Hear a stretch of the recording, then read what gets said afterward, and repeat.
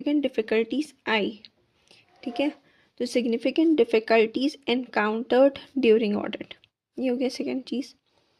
Third चीज़ आया, unless all TCWG are involved in managing entity, ठीक है। ये पॉइंट का मतलब है कि तुमको मैनेजमेंट को तो तुम बताएं, अब अगर TCWG और मैनेजमेंट अलग है तो फिर तुमको TCWG को भी बताना होगा। अगर सेम है तो फिर तुम तो ऑलरेडी बता ही चुके हो। तो unless all TCWG are involved in managing entity, significant matters arising from audit that are discussed with management, ठीक है। अगर TCWG अलग है तो फिर जो भी मैटर मैनेजमेंट के साथ डिस्कस हुआ है वो भी बताना होगा। Written representation the auditor is requesting, ये भी बताना होगा। Fourth point is circumstances that affect the form and content of auditor's report, ठीक है। कौन कौन से circumstances की वजह से form and content of audit report affect हो सकता है।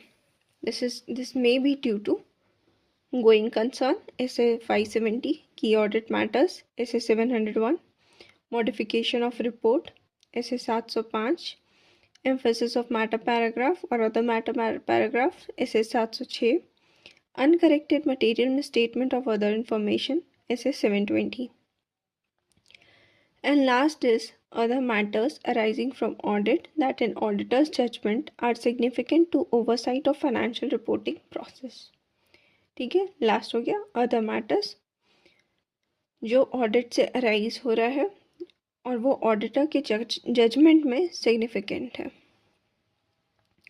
Next point, next topic, significant difficulties encountered during audit. Significant difficulties क्या आ सकती है? That management is not providing information that is required, management और unwilling unnecessary delays by management or unwillingness to provide necessary information. Then next point is unreasonably brief time within which to complete the audit. पहला तो हो गया कि information नहीं दे रहा है। Second is ज़बरदस्ती का टाइम को कम करने का कोशिश कर रहा है ताकि तुम किसी भी तरफ ख़राब तरीके से ऑडिट करके दे दो, मतलब अननेसेसरी प्रेशर बिल्डअप करने के लिए। Third point is extensive unexpected effort required to obtain sufficient appropriate audit evidence, मतलब जो भी एप्रोप्रिएट